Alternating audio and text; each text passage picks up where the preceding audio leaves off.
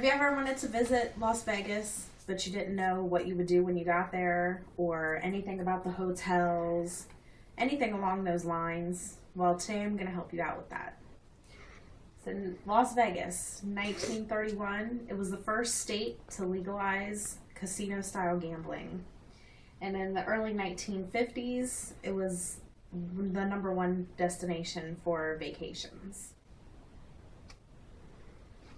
What's the difference between back in the 1950s and 60s and today? As you can see, back in the 1950s and 60s, there was only about 1,800 hotel rooms along the whole Vegas Strip, whereas today there's nearly 150,000 of them. Back in the day, hotel rooms would start at about $7.50 a night, which is really cheap. As compared to now, they range between $50 and $300 a night, unless you're looking at visiting on holidays or things of that nature, where they can go up to about $399 to $509.99 a night. And also back in the day, you had penny and nickel slot machines, which those were introduced about the 1960s, as opposed to today where you have pennies, nickels, quarters, dollars, 20s, anything you want to put in, ranging all the way up to $500 chips you can get and put into the slot machines. All right, Vegas hotels. Stephen Wynn, who was born as Stephen Allen Weinberg, he is responsible for multiple buildings of the hotels, including the Golden Nugget, the Mirage, Treasure Island, Bellagio, Encore Resort, and of course, Las Vegas Wynn, named after him. And all of the hotels in Vegas frequently change ownership. The 3 biggest owners of the hotels are the MGM Grand, Caesars Palace, and Las Vegas Sands, which those 3 control more than half of the rooms on the whole Vegas Strip, which is quite a bit. So you're wondering when you can go.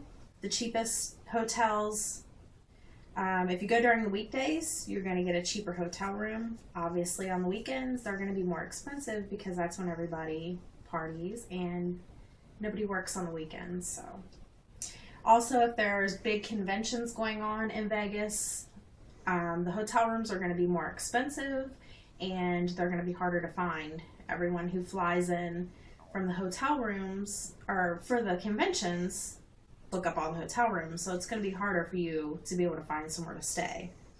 You always want to check the room availability and any type of web specials, because sometimes there's specials. You can get a room cheaper than what you would normally get it for, and the availability calendar tells you what's going on as far as room availability and conventions that are going on at the time you're looking to go.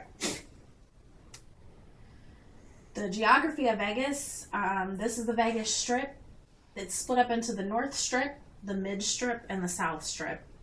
Now the North Strip is also known as downtown Vegas.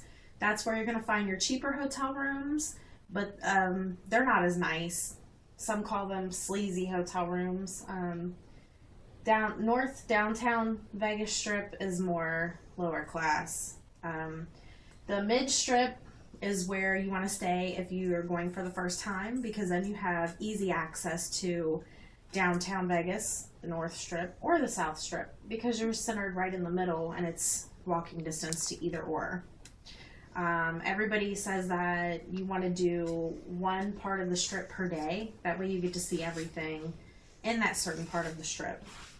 And the South Strip is more of the party crowd and the younger crowd. So things you can do in Vegas, things that you can do for free. There's the Pirate Battle, which goes on at Treasure Island. That's every hour and a half.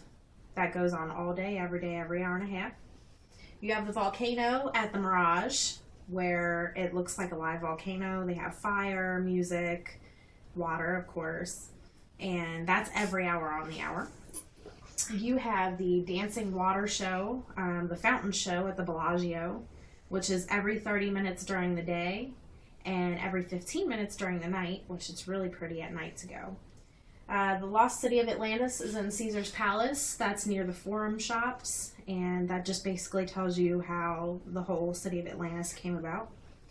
Things that cost a little bit of money are the gondola rides. Those are at the Venetian. They're not too bad. They're about $64 a couple, but basically you feel like you're in Italy and you're on one of the gondolas. The Eiffel Tower experience is inside Paris, Las Vegas. That's $10.50 a day for an adult, or $15.50 at night for an adult. And if you're on top of the Eiffel Tower, you can actually see the dancing water fountain show, and it's very, very pretty with all the lights and everything.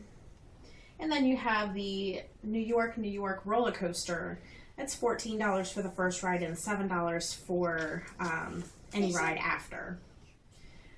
Vegas used to be a very family-friendly oriented place. Now it's more adult-oriented, so everyone recommends no kids. There's a lot of nudity and partying, so it's not ideal for children.